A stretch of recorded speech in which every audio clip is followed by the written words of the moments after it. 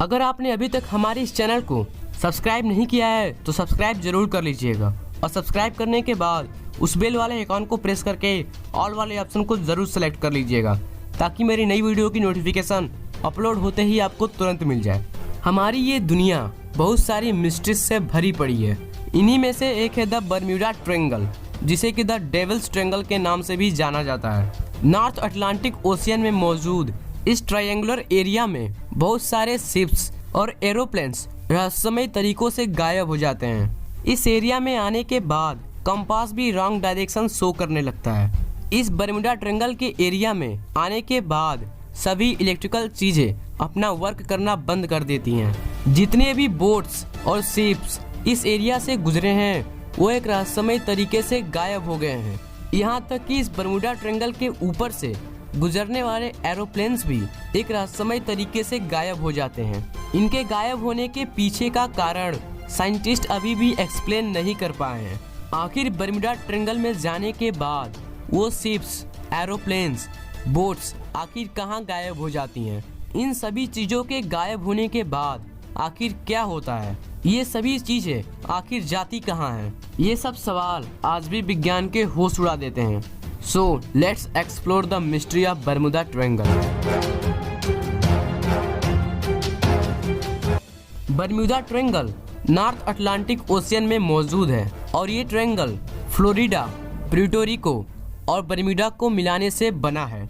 Bermuda triangle Atlantic ocean के सबसे गहरे भाग पर स्थित है, जिसकी गहराई लगभग 8380 मीटर है। 19th सेंचुरी में ही बर्म्यूडा ट्रायंगल के घटनाओं के बारे में रिपोर्ट आने लगे थे।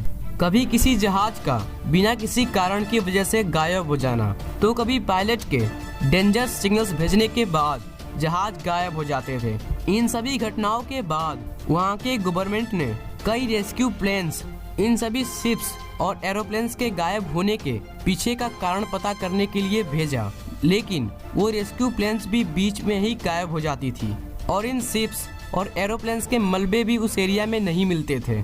बर्म्यूडा ट्रायंगल का सबसे पहला इंसिडेंट साल 1492 में हुआ था, वो भी क्रिस्टोफर कोलंबस के साथ। कोलंबस जब पूरी दुनिया की यात्रा कर रहे थे तो वो इस बर्म्यूडा ट्रायंगल की एरिया के पास से भी गुजरे थे। उनके हिसाब से जब वो बर्म्यूडा ट्रायंगल के पास गए तो उनके साथ बहुत सारी अजीब घटनाएं हुई।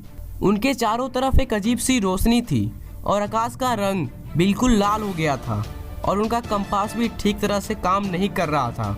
लेकिन किस्मत से कोलंबस का जहाज उस बर्म्यूडा ट्रायंगल में गायब नहीं हुआ। बर्म्यूडा ट्रायंगल की सबसे फेमस इंसिडेंट है फ्लाइट 19 की। 5 दिसंबर 1945 को फ्लाइट 19 फ्लोरिडा के एक नौसेना वायु स्टेशन से टेक ऑफ करती है और जैसे ही वो प्लेन बर्म्यूडा ट्रायंगल के ऊपर से गुजरती है वो एक रहस्यमय तरीके से गायब हो जाती है। फ्लाइट 19 के गायब होने से पहले पायलट ने खराब मौसम और कंपास का सही से काम ना करने की सूचना दी थी। फ्लाइट 19 को खोजने के लिए 2 घंटे के भीतर ही एक रिसर्च टीम के प्लेन को भेजा गया, लेकिन वो प्लेन भी बर्म्यूडा ट्रायंगल के पास पहुंचते ही गायब हो गया।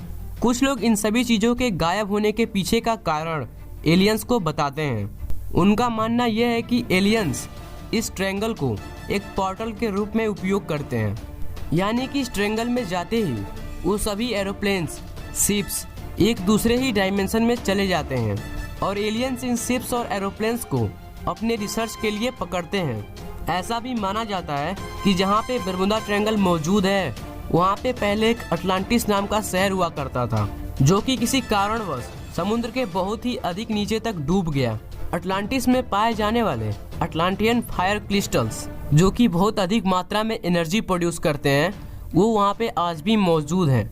और बर्म्यूडा ट्रायंगल में उन सभी चीज़ों के गायब होने की वजह फायर क्रिस्टल्स हैं, लेकिन ये सब बस एक थ्योरीज हैं जो कि लोगों के द्वारा दी गई हैं।